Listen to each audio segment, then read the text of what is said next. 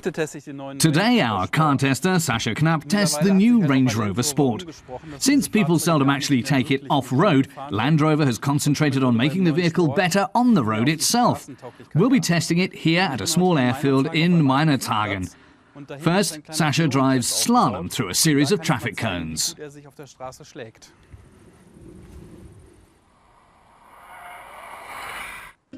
But before we test the chassis, let's see how the design has changed. The youngest generation of the Range Rover Sport has a powerful, dynamic appearance.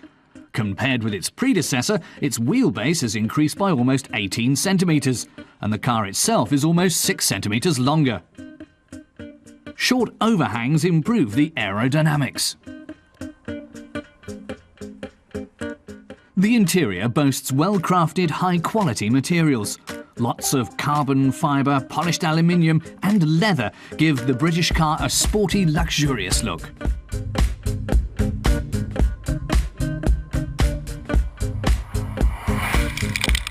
And now the slalom through the traffic cones. The new Range Rover Sport is built entirely of aluminium, making it 420 kilograms lighter than its predecessor. This radical diet means the SUV runs relatively dynamically and sportily on the road, even though it still weighs more than 2 tons. The air-suspended chassis now has stiffer bearings and larger stabilizers, a noticeable improvement when making rapid maneuvers. The new Range Rover Sport took the obstacle course with such sporty dynamic ease that Sascha says its handling has caught up with the Porsche Cayenne and the BMW X5. The 3-litre diesel engine in our car accelerates it from 0 to 100 kilometres an hour in 7.2 seconds. The engine's 215 kilowatts give the SUV an electronically limited top speed of 210 kilometres an hour.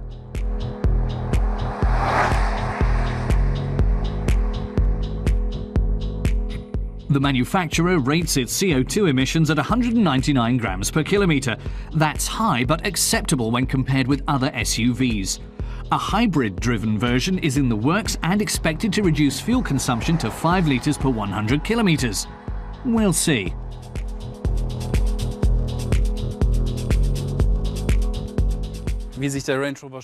We've seen how the Range Rover Sport performs on the road, but now Sascha wants to see what it can do off-road.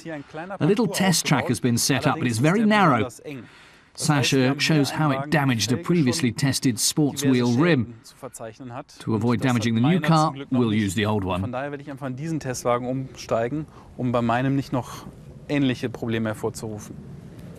To stay on the safe side, our tester has brought in a professional, instructor Thomas Capelli.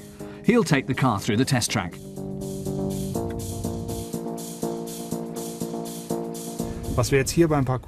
Thomas Capelli explains that we'll deal with the narrowness of the course by using the camera system.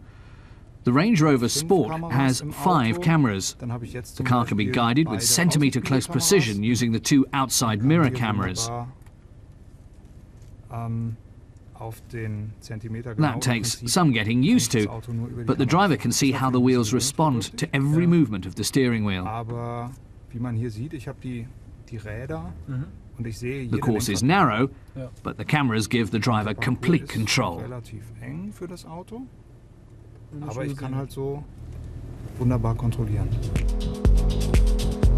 And good control is crucial when driving off-road.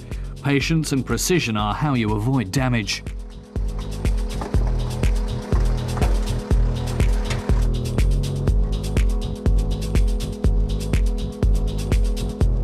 Next comes a real test of the Range Rover Sport's stamina.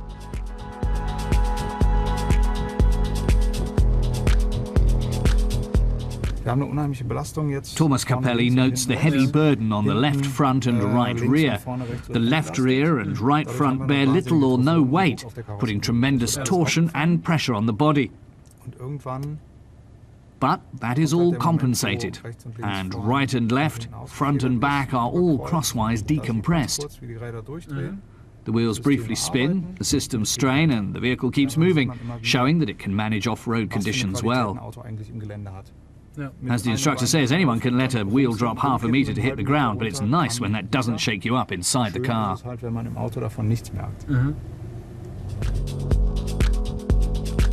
The Range Rover Sport is now available from German dealers. For now, 3 different engines are on offer, 2 diesels and a 5-litre V8 gasoline engine. Sasha says the starting price of the new Range Rover Sport is €25,000 lower than for its predecessor, down to €60,000.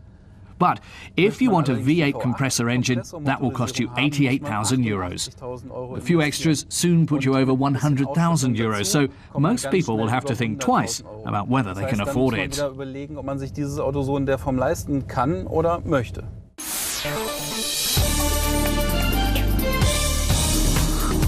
The third member of the Leon family, the new Seat Leon ST, combines dynamic design with precise performance and high use value. The Sports Tourer comes with a choice of 2 gasoline and 3 diesel engines ranging from 63 to 135 kilowatts. The chic Sports station wagon has it all: comfort, fun driving and lots of room. It'll be available in Europe from the end of November. Ford Europe has offered an exclusive glimpse of the future. For example, further development of the parking assistant means drivers can get out and let their cars park themselves.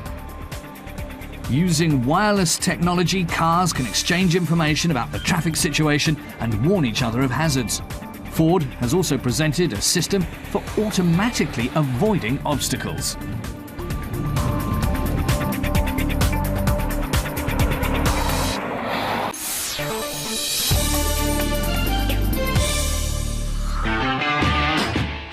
It's been a long time since Golf GTIs had to vie with Opel Mantas for the hearts of boy racers.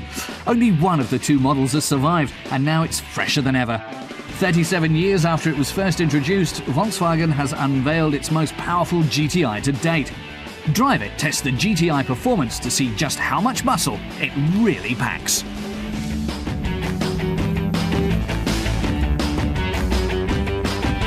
The GTI Performance has 230 horsepower, and that gives it a 10 horsepower edge over the standard GTI, says reviewer Klaus Brieter.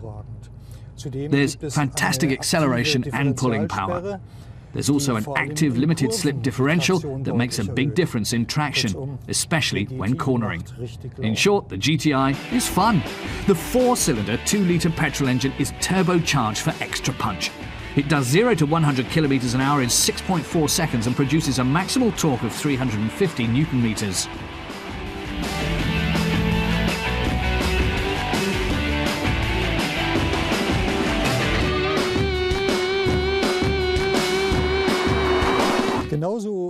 Klaus Brieter says that's one of many design elements making this GTI stand out from the standard product. The characteristic rims, aggressive sill and the red lining in the radiator grille all add to the overall powerful effect. The many GTI badges have more to do with tradition. The GTI passed the Moose test with flying colours thanks to its bite and agility. The driver is in control all the time here. He needs only 34 metres braking space from 100 kilometres an hour. And it doesn't take him long to get back up to speed either. The upholstery has the typical check pattern with red stitching. It's exactly what you would expect from a GTI interior, as in the golf ball gear knob. There's plenty of space also in the trunk. The 6-gear manual shift did well on the ecological front. We measured fuel consumption of 6.5 litres of super per 100 kilometres, although Volkswagen claim only 6 litres for the same distance. Our findings mean 180 grams of CO2 per kilometre, and the clean exhaust wins additional points for the car. The GTI Performance costs €29,825 with manual shift. And Brieter says that's a fair price for a car with such powerful performance, sporty design and extras. It's your decision whether the GTI image suits you.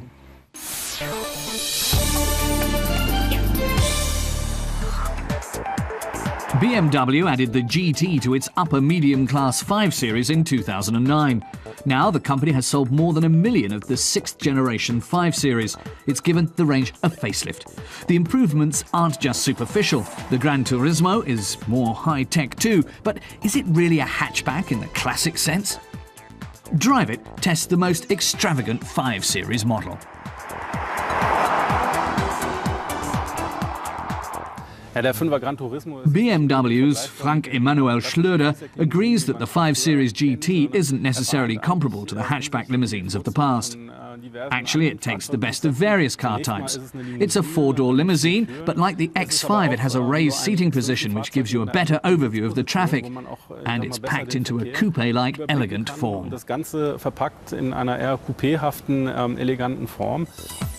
We're testing the 535i X-Drive, the smaller of the 2 petrol models on offer. The 6-cylinder engine produces a maximum torque of 400 Newton-meters and delivers 225 kilowatts of power. It's on sale for €62,300 in Germany.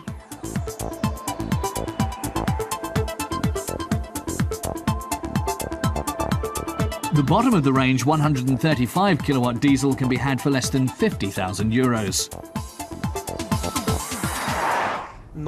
Car tester Martis Kurat says the 5 Series navigation system comes with a touchpad which recognizes letters as you trace them with your finger. First, choose destination and enter a new destination.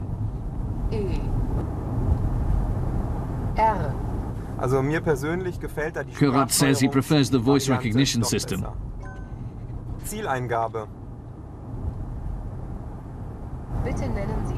The computer asks for the destination. Berlin, Wolterstraße 6. Matis says it's no different to using a hands-free telephone. You can talk and keep your hands on the wheel. You drive and talk to someone as if you were talking to someone next to you.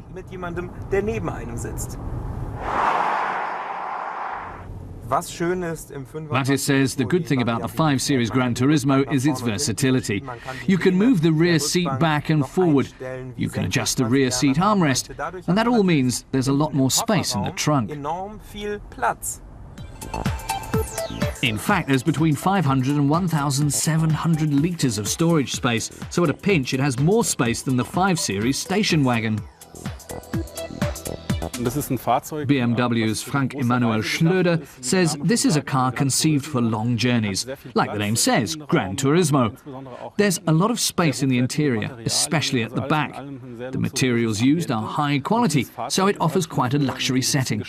It's a car designed for a certain taste and a particular kind of customer. So the number of vehicles produced is naturally not very large. So it's a car for demanding and extravagant customers.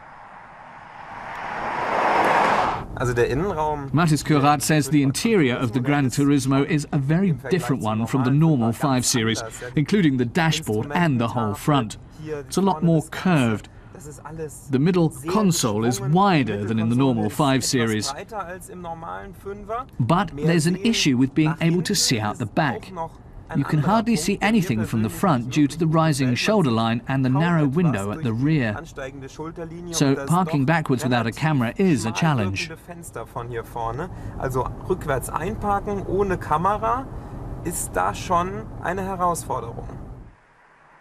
So to sum things up, Matis says there are things he likes and things he doesn't like about the 5 Series Gran Turismo, just like with any other car. He likes the dashboard and the central console and the way the car drives. He doesn't like the way it looks from behind, but then again, he can't see that when he's driving.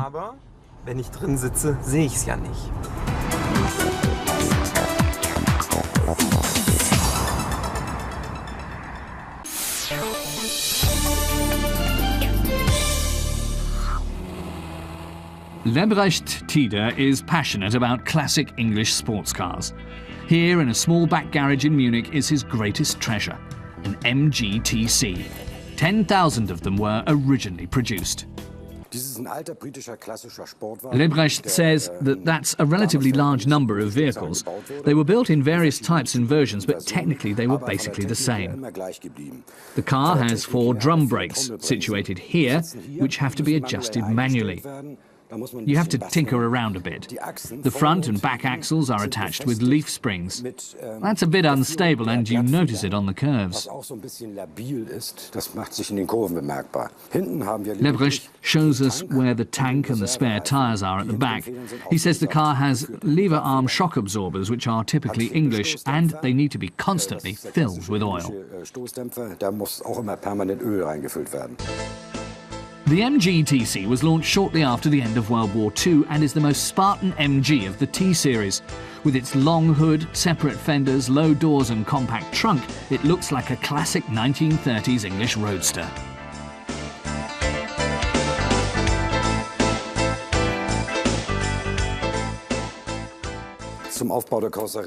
Tide describes the bodywork, which is made of wood and steel plating. The body shell is assembled around an ashwood frame. He says even the door has an ashwood frame with steel body panels nailed into it.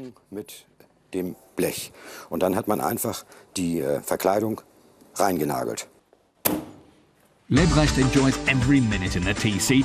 It only weighs 820 kilograms.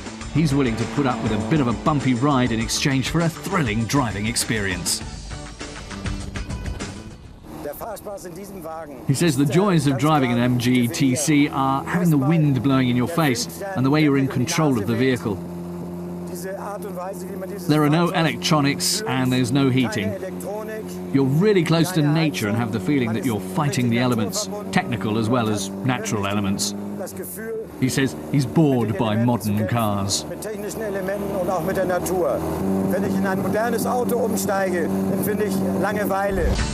The direct steering takes some getting used to, and sometimes driving the TC feels like riding a bucking bronco.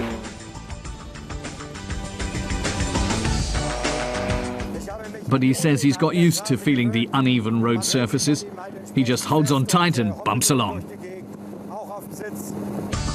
You can reach speeds of up to 125 kilometers an hour with the 1250cc engine. It's good for 54 horsepower.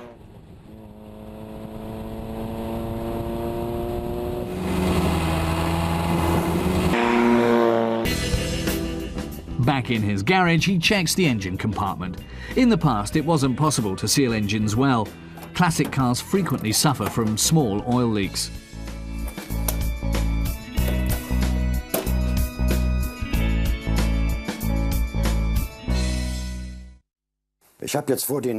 Lebrecht says it's time to get the original oil cap fixed, so he's going to swap it for his bathtub plug in the meantime. The plug fits relatively well and should seal it pretty well. Den Stöpsel, der passt nämlich einigermaßen gut drauf und der dürfte den auch gut abschließen. Und der sitzt auch gut. The love story between Lebrecht Tide and his MG began some 50 years ago. He says he first saw the MG-TC in 1963 and was completely bowled over by the shape of the car. The big 19-inch wheels and the rectilinear form. He says it's a car that is rarely seen on the road but still has a sporty look. Was also selten auf den Straßen zu sehen ist und auch noch sportlichen Charakter hat. Lebrecht found his MG in Norway and spent a lot of money and time restoring it.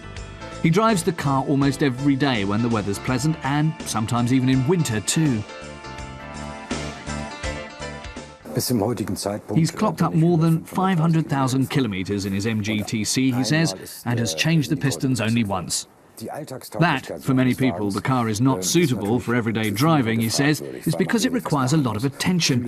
The radiator has to be kept full and it's best to keep the car in a garage. But if you have an aptitude for tinkering around with cars, the MG-TC can become a friend for life. That was the case for Lebrecht Tide, and before him for stars like Clark Gable and Formula One world champion Phil Hill.